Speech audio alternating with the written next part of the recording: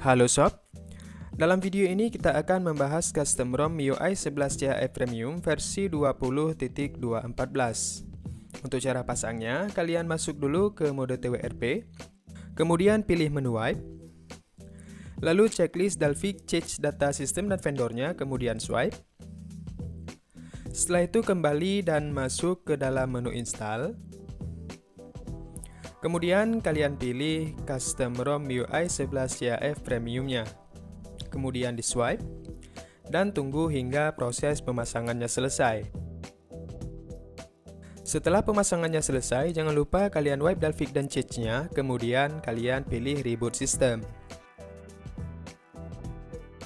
Nah, untuk pertama kali yang kita bahas di sini adalah launcher bawaannya. Karena ini adalah ROM MIUI 11, jadi launcher bawaannya menggunakan Xiaomi Launcher, di mana kita bisa mengkustomisasikan gaya tampilan dari menu aplikasi melalui setelan yang sudah tersedia pada launcher bawaan ini.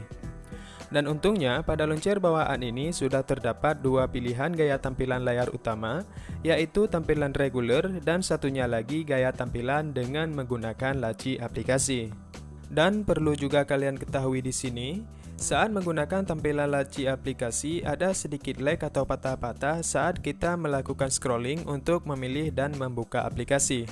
Hal ini adalah normal karena fitur ini masih dalam tahap pengembangan dari developer aplikasi launchernya. Jadi, untuk tampilan layar menu aplikasi yang lebih smooth, kita gunakan saja pilihan layar utama regulernya. Kemudian, dari setelan launcher ini, kita bisa mengaktifkan tampilan status memori RAM yang sedang digunakan, dan tampilan status memori RAM pada ROM MIUI 11 ini adalah seperti ini. Selanjutnya, untuk fitur Double Tap to Sleep dan fitur Double Tap to Wake bisa berfungsi dengan sangat baik. Lalu, untuk toggle menu pada quick settingnya sudah lumayan lengkap, dan kesemua toggle ini bisa berfungsi dengan normal kecuali toggle menu kecerahan otomatis yang menurut saya tidak berfungsi sebagaimana mestinya. Dan juga, kita akan menemukan toggle menu screen recorder yang tentunya sudah support perekaman audio internal yang secara lengkapnya akan kita bahas sesaat lagi. Kemudian untuk penggunaan memori aplikasi sistemnya, ROM MIUI ini menggunakan memori internal sebesar 9,65 GB, masih normal, akan tetapi hal ini akan membuat para user Max Pro M1 RAM 3/32 GB akan berpikir dua kali untuk menggunakan ROM MIUI 11 ini. Dan untuk spesifikasi keseluruhannya, ROM ini berbasis Android 9, jadi masih support GL Tools, dengan menggunakan kernel bawaan Darkona Z Lemper yang menurut saya agak sedikit kurang cocok, karena jika kita bermain game secara lama, performa yang diberikan sih oke-oke saja. Namun, panas yang dihasilkan dari HP-nya bisa kita gunakan untuk menyetrika pakaian yang kusut. Kemudian, pada setelan kartu SIM dan jaringan seluler, di dalam pilihan menu kartu SIM, lebih tepatnya pada menu tipe jaringan prioritas, kita bisa mengaktifkan pilihan jaringan 4G only, yang tentunya sangat berguna untuk lebih mempercepat koneksi internet yang kita gunakan, bagi kita user yang tinggal di daerah yang memiliki jaringan 4G yang sudah cukup stabil. Kemudian, di dalam aplikasi setelan ini, kita akan menemukan fitur CAF Interface, yang di dalam menu ini kita bisa mengcustom gaya tampilan pada ROM MIUI 11 ini, mulai dari kustomisasi status bar yang memiliki 4 buah gaya tampilan, pilihan untuk mengkustomisasi jumlah tampilan toggle menu pada quick setting, dan beberapa pilihan penyesuaian status bar lainnya yang bisa kita otak-atik sesuai dengan gaya tampilan yang kita inginkan. Namun perlu diingat, untuk merubah tampilan status bar ini, kita harus melakukan reboot setelah melakukan penyesuaian status barnya. Kemudian, di dalam menu CAF Interface ini, terdapat pilihan menu penyesuaian tampilan, yang di dalamnya terdapat pilihan gesture shake, yaitu shake untuk membersihkan RAM, dan yang kedua adalah shake untuk mengunci layar, di mana kita hanya perlu menggoyangkan HP-nya untuk membersihkan RAM, ataupun untuk mengunci layarnya. Tidak hanya itu, di dalam setelan ini juga terdapat beberapa penyesuaian tampilan lainnya yang bisa diatur sesuai dengan selera kita, termasuk setelan untuk menghilangkan efek melengkung yang muncul saat pertama kali kita memasang ROM MIUI 11 CHF ini. Dan jangan lupa, kalian lakukan reboot untuk menerapkan perubahan dari setelan penyesuaian tampilan ini.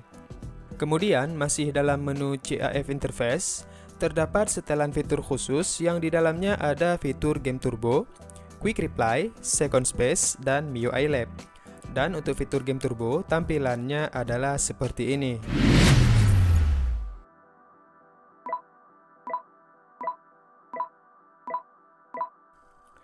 Lanjut ke dalam setelan ambien dan layar kunci. Di sini kita bisa mengaktifkan fitur Always On Display dengan berbagai macam gaya tampilannya yang bisa berfungsi dengan baik. Namun, saat kita mengaktifkan fitur ini, kita harus memaklumi akan terjadinya pemborosan baterai karena mengingat tipe layar dari Zenfone Max Pro M1 yang kita gunakan ini bukan tipe layar AMOLED. Selanjutnya, untuk fitur keamanan dari ROM ini sudah sangat bagus karena sudah dilengkapi dengan fitur Face Unlock yang sudah berfungsi dengan semestinya.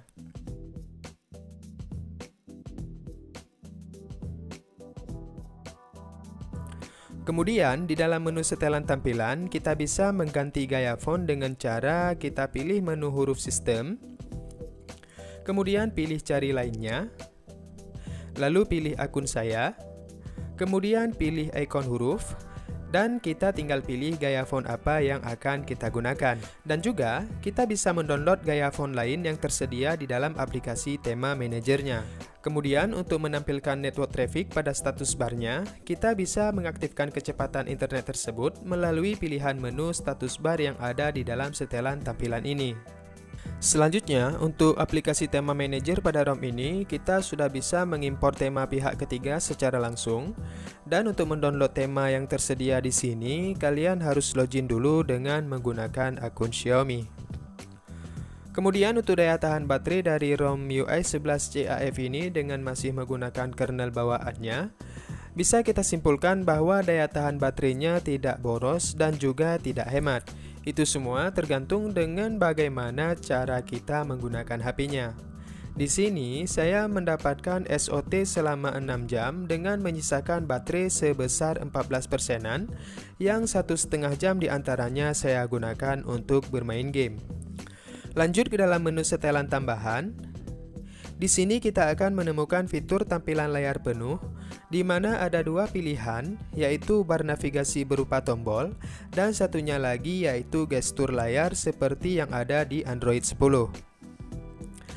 Kemudian, untuk skor Antutu yang diperoleh pada ROM MIUI 11 CAF ini adalah 140 ribuan.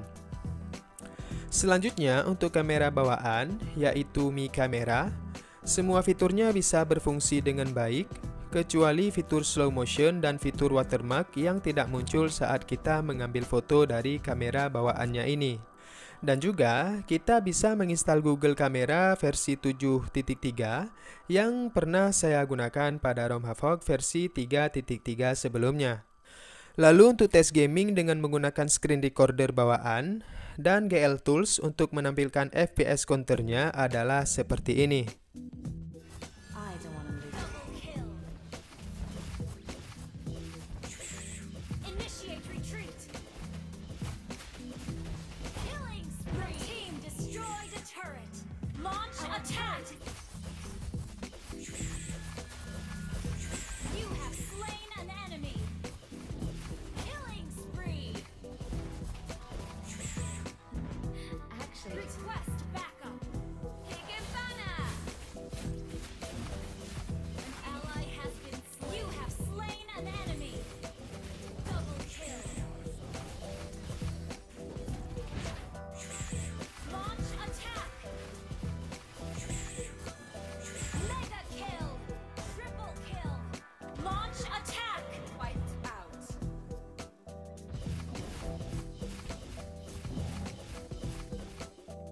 Nah, bagi kalian yang mendapatkan bug screen recorder seperti saya, di mana kita tidak menemukan pilihan perekaman audio internal pada setelan screen recordernya, silahkan kita masuk ke mode TWRP.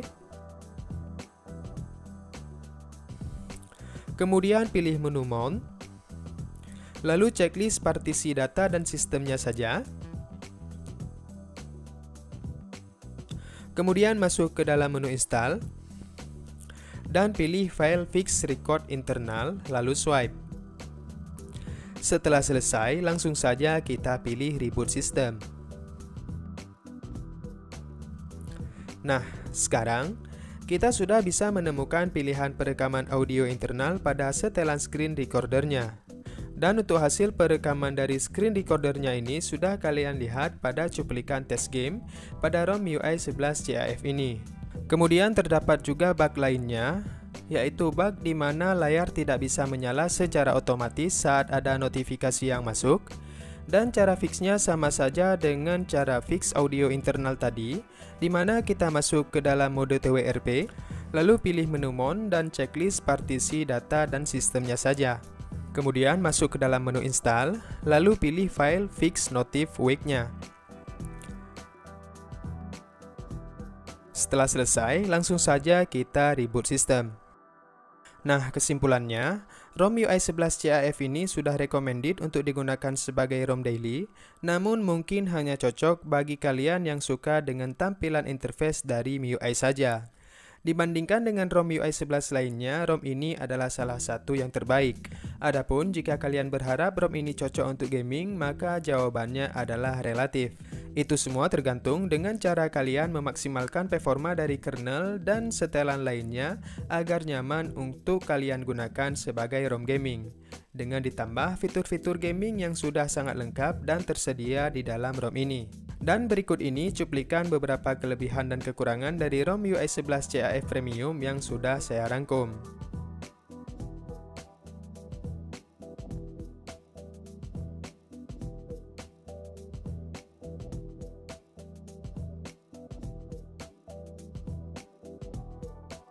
Nah, sekian dulu dari saya. Semoga video ini bermanfaat. Silakan kalian bagikan video ini. Sehat selalu. Sampai jumpa lagi di video selanjutnya.